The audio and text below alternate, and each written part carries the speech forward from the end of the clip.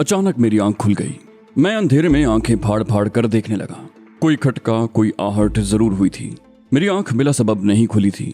दरवाजे के पास खफीफ सा खटका हुआ तो मैं यूं उछला जैसे मेरा पैर जलते हुए अंगारे पर पड़ गया हो। दिसंबर की शदीद सर्दी के बावजूद मेरा चेहरा पसीने से तर था। दिल गोया हलक में धड़कने लगा।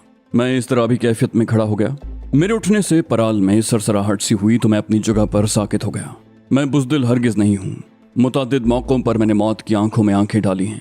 मैं मौत से खौफजदा भी नहीं हूँ, मगर ऐसी मौत का क्या फ़ायदा जिसमें इंसान कुत्तों की तरह मारा जाए। मैं उस वक्त कुत्तों में ही तो घिरा हुआ था, और कुत्ते भी निहायत घटिया नस्ल के। अब मेरी आंखें अंधेरे में भी देखने के काबिल हो गई थीं। दरवाजे में फिर खफीफ सा खटका हुआ और दरवाज़ा बहुत आहिस्तगी से बेआवाज़ खुलने लगा। मैं पंजों के बल दौड़कर खुलने वाले पट की ओट में हो गया और अपनी सांस तक रोक ली। फिर कोई बहुत आहिस्तगी से अंदर आ गया। मुझे आने वाले का हयूला दिखाई दे रहा था। वो लंबा तड़ंगा शख्स था। वो यूं ही जरा आगे बढ़ा, मैंने झपट कर उसकी बैल किसी गर्दन दाएं बाजू के शिकंजे में जकड़ ली। बाएं हाथ से मैंने उसका मुंह दबा दिया था कि वो कोई आवाज न निकालने पाए। वो बुरी तरह मचला। अपनी गर्दन मेरे शिकंजे से छुड़ाने की कोशिश की, मगर कामयाब ना हो सका। मैंने सरगोशी में उसे कहा, जोर लगाओगे तो अपनी गर्दन तोड़वा बैठोगे। कौन हो तुम? उसने हलक से आवाज निकालने की कोशिश की, मगर अल्फाज अंदर ही घुट कर रह गए। मुंह पर तो मेरा हाथ जमा हुआ था। मैंने सफाक लहजे में कहा, देखो, मैं तुम्हारे मुंह से हाथ हटा रहा हूं, मगर शोर मचाने की कोशिश मत करना। मैं तो अपनी जान से जाऊंगा ही, मगर उससे पहले ये बैल किसी गर्दन तोड़ दूंगा। बोलो, हटाऊं हाथ? जवाब में उसने कद्दू का सा सर हिला दिया। मैंने उसके मुंह से हाथ हटाया, मगर उसकी गर्दन आजाद न की। वो गहरे गहरे सांस ले रहा था। फिर सरगोशी में बोला, मैं अच्छे मियाँ का भाई हूँ, इकबाल। मैंने उसकी गर्दन छोड़ते हुए पूछा, अच्छे मियाँ खुद कहाँ हैं? उसने गर्दन सहलाते हुए कहा, वो किसी काम से इलाहाबाद गए हैं। जाते हुए आपके बारे में बताया था उन्होंने। कह रहे थे कि मुमकिन है मुझे 4-5 दिन लग जाएं। फिर वो चौंक कर बोला, आपने खाना खाया? मैंने कहा, खाना कैसे खाता? अच्छे मियाँ का इंतजार करते करते अभी तो आंख लगी थी। वो बोला, अच्छे भाई बहुत जल्दी में थे, वरना आपको जरूर बताकर जाते। मैं सिर्फ ये देखने आया था कि आप सो रहे हैं या जाग रहे हैं। मैं आपके लिए खाना लेकर आता हूँ। मैंने कहा, माफ करना भाई, मेरी वजह से तुम्हें बहुत तकलीफ हुई, मगर तुम्हें यूं चोरों की तरह आने की क्या जरूरत थी?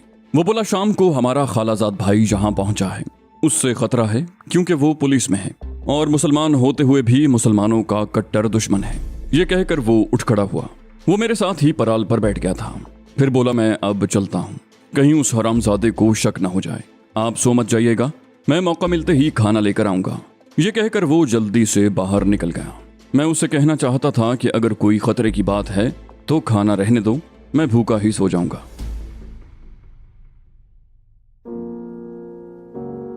भूखे नहीं सोते बेटा, नाना जी ने प्यार भरे लहजे में कहा। मैंने रो देने वाले अंदाज में कहा, मेरा दिल नहीं चाह रहा नाना जी। नाना जी ने ठंडा सांस लेकर कहा, दिल न चाहे बेटा, मगर जिंदा रहने के लिए खाना तो पड़ेगा। मैंने गुस्से में कहा, मैं नहीं खाऊंगा, मुझे जिंदा भी नहीं रहना, मैं बाबा के पास जाऊंगा। बाबा याद आए तो मैं बुरी तरह सिसकने लगा। अम्मा ने बिलकते हुए मुझे सीने से लगा लिया, कामी बेटा, तू मुझे भी छोड़ गया तो मैं किसके सहारे जिंदा रहूंगी? ठीक है, तू खाना नहीं खाएगा तो मैं भी नहीं खाऊंगी। अम्मा रोती थी तो मैं अपना दुख भूल जाता था। मुझसे उनके आंसू नहीं देखे जाते थे। मेरा दिल चाहता था कि वो हमेशा हंसती रहें। बाबा के इंतकाल को 10वां दिन था, मगर मुझे ऐसा लग रहा था जैसे अभी अभी बाबा को दफना कर लौटा हूँ। डूबते सूरज की जर्द रोशनी में बाबा की ताजा कब्र पर जलती हुई अगरबत्ती का बल खाता धुआं, सरों पर टोपियां ओढ़े लोगों के जबरदस्ती बनाए हुए सोगवार चेहरे, कब्र की मिट्टी पर पानी की बौछार से उठने वाली सौंधी मिट्टी और गुलाब की मिलीजुली महकार, गारे में लिथड़े हुए गोरकन के हाथ और बेहिस चेहरा, मस्जिद से लिया हुआ खाली गहवारा, कलमा तैयबा से कड़ी हुई स्याह रेशमी चादर और कब्र पर फातिहा देने के बाद मौलवी साहब की कारोबारी अफसुर्दगी। ये सब मनाजिर मेरे जहन पर नक्श होकर रह गए थे। जहन में इतनी टूट फूट हो तो खाना खाने को कब जी चाहता है, मगर मैं अम्मा को भी तो रोते नहीं देख सकता था। वो घुटनों में मुंह दिए मुसलसल रो रही थी। मुझे ऐसा लगा जैसे कोई मेरा दिल मुट्ठी में लेकर भींच रहा हो। एक बार फिर मेरे आंसू बहने लगे और मैं अम्मा से लिपट गया। मैंने आंसू पोंछते हुए कहा, मुझे माफ कर दें अम्मा, मैं आपका कहा मानूंगा, मगर आप मुझसे एक वादा करें। अम्मा ने रोते रोते सर उठाया और चौंक कर मुझे देखने लगी। बोली, हाँ। मैंने कहा, हाँ अम्मा, वादा करें कि आइंदा आप कभी नहीं रोएंगी, बस आप हंसती रहा करें, मैं आपको रोते हुए नहीं देख सकता। अम्मा रोते रोते हंसने लगी, मगर उनकी वो जख्मी सी मुस्कुराहट आज भी मुझे याद है।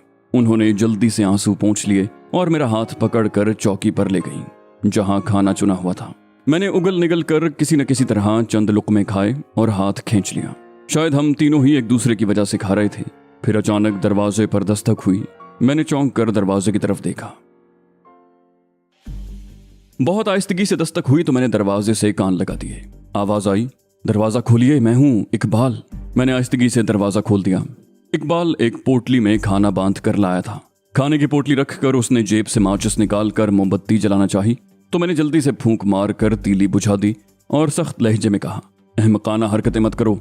बाहर से किसी ने रोशनी देख ली तो मेरे साथ तुम भी अजाब में मुब्तला हो जाओगे। मेरा लहजा इतना सख्त था कि इकबाल शायद सहम कर रह गया। चंद लम्हे तक उसके मुंह से कोई लफ्ज भी न निकल सका। फिर वो सहमे हुए लहजे में बोला, मगर आप अंधेरे में खाना कैसे खाएंगे? मुझे एहसास हुआ कि मेरा लहजा कुछ ज्यादा ही सख्त था। उस बेचारे को यूं नहीं झिड़कना चाहिए था।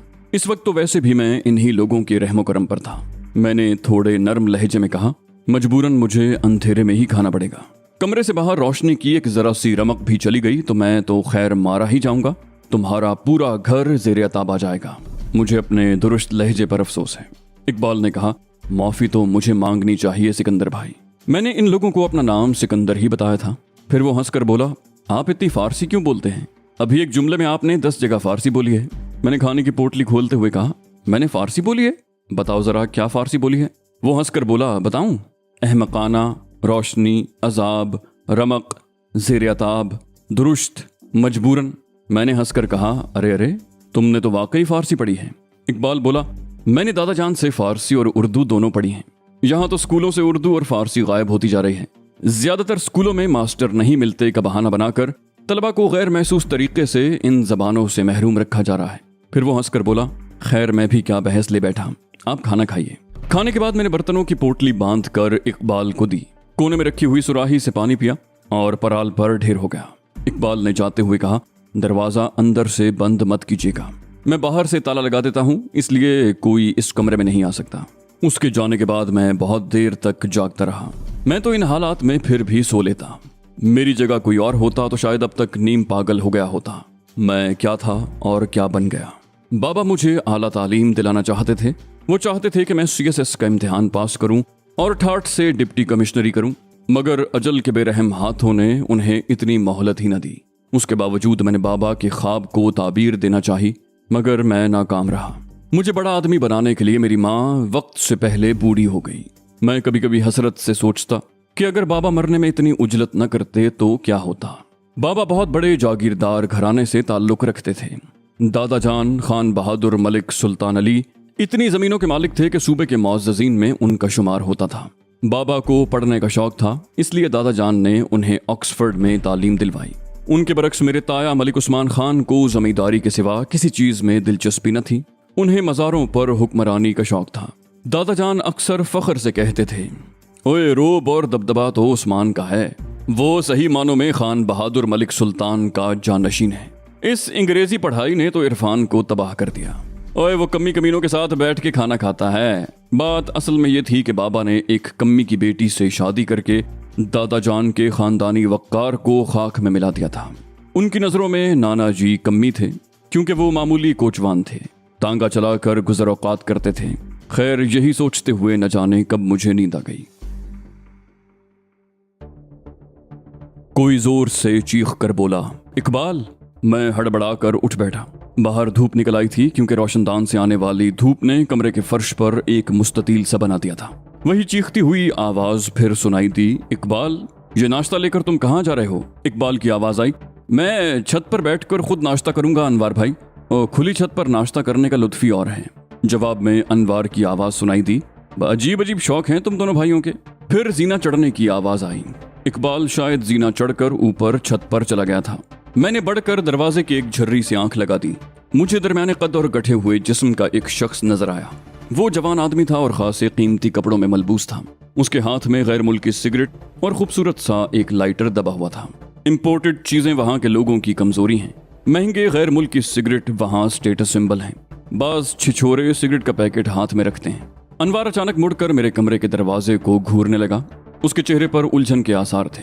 फिर वो आहिस्ता आहिस्ता दरवाजे के सामने आ ठहरा। मेरा दिल जोर जोर से धड़कने लगा। پھر اس نے مکروہ آواز میں پکارا، اقبال۔ اقبال اوپر سے چیخ کر بولا، آ رہا ہوں انوار بھائی۔ پھر وہ فوراً ہی نیچے بھی آ گیا۔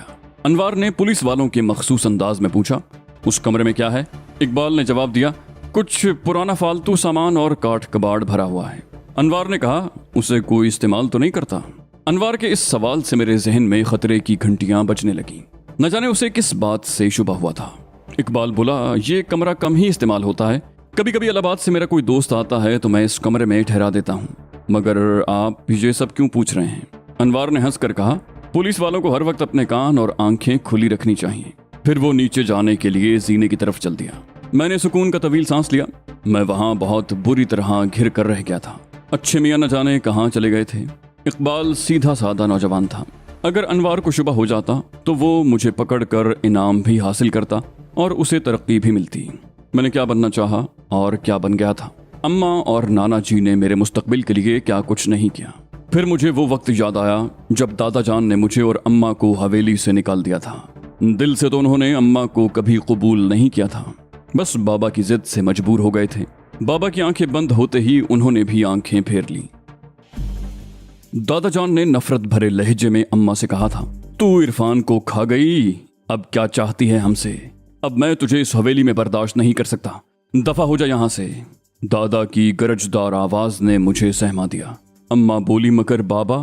دادا جان اتنی زور سے چیخے کہ انہیں کھانسی آ گئی۔ بکواس بند کر، اگر اب اپنی زبان سے مجھے بابا کہا تو زبان کھینچ کر کتوں کو کھلا دوں گا۔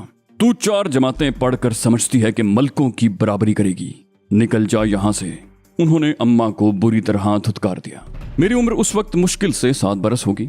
میری سمجھ میں نہیں آ رہا تھا کہ دادا جان اماں پر ناراض کیوں ہو رہے ہیں۔ میں نے آگے بڑھ کر کہا، دادا جان میں۔ جواب میں میرے منہ پر زناٹے دار تھپڑ پڑا۔ چٹاخ کی آواز کمرے میں گونج کر رہ گئی۔ اس تھپڑ کی گونج نے پھر زندگی بھر میرا پیچھا نہ چھوڑا۔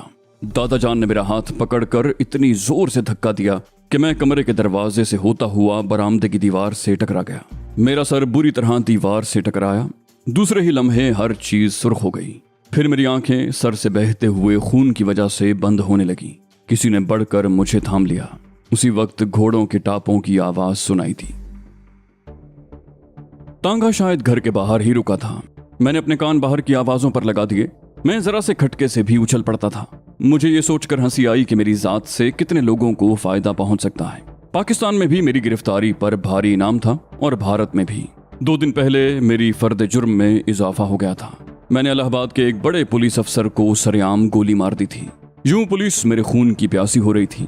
کئی افراد میرے اس جرم کے گواہ تھے۔ اچانک سیڑھیوں پر ایسی آوازیں ابھریں جیسے کوئی اوپر آ رہا ہو۔ اچھے میاں کی آواز آئی، کیا ضرورت تھی اسے اوپر آنے کی؟ اقبال نے کہا، میں سکندر بھائی کے لیے ناشتہ لایا تھا۔ مجھے دیکھ کر وہ بھی اوپر آ گئے۔ اچھے میاں چونک کر بولے، تو پھر؟ اقبال نے کہا، پھر میں سیدھا اوپر والی چھت پر چلا گیا اور ان سے کہا کہ میں چھت پر ناشتہ کروں گا۔ اچھے میاں نے کہا، اس انوار سے بہت زیادہ ہوشیار رہنے کی ضرورت ہے، یہ کمبخت صرف نام کا مسلمان ہے۔ وہ باتیں کرتے ہوئے اسی کمرے کے دروازے پر آ پہنچے جہاں میں چھپا ہوا تھا۔ اچھے میاں نے کہا، دروازہ کھولو۔ تالے میں چابی گھومنے کی آواز آئی، پھر دروازہ آہستگی سے کھل گیا۔ اچھے میاں کمرے میں آ گئے تو اقبال دروازے ہی سے لوٹ گیا۔ اچھے میاں نے کہا، سکندر صاحب، مجھے افسوس ہے کہ میں آپ کو بتائے بغیر چلا گیا۔ اصل میں میرے پاس اتنا وقت ہی نہیں تھا۔ میں نے کہا، مجھے اقبال نے بتایا تھا کہ آپ 2-4 دن کے لیے گئے ہیں۔ وہ جھجکتے ہوئے بولے، ہاں کام تو میرا وقت طلب تھا، مگر میں آپ کے خیال سے جلدی واپس آ گیا۔ وہ دراصل اب یہاں کے حالات بھی سازگار نہیں رہے، اس لیے میں نے ان کی بات کاٹ دی۔ کہا، میں جانتا ہوں آپ کے کزن یہاں آئے ہوئے ہیں، وہ شاید پولیس میں ہیں۔ اچھے میں نے آہستہ سے کہا، اس کے علاوہ کچھ اور لوگ بھی شبے میں مبتلا ہو گئے ہیں۔ وہ دکاندار فضل دین بھی آپ کے بارے میں کریت کر پوچھ رہا تھا۔ میں نے جلدی سے کہا، ٹھیک ہے، میں یہاں سے چلا جاتا ہوں، میں نہیں چاہتا کہ میری وجہ سے آپ کے خاندان پر کوئی آفت آئے۔ وہ بولے، مگر آپ یہاں سے کہاں جائیں گے؟ اچھے میاں مجھ سے نظریں نہیں ملا پا رہے تھے۔ میں نے کہا، اتنی وسیع دنیا ہے، کہیں بھی چلا جاؤں گا۔ اچھے میاں پرخیال انداز میں بولے، ٹھہریں، مجھے کچھ سوچنے دیں۔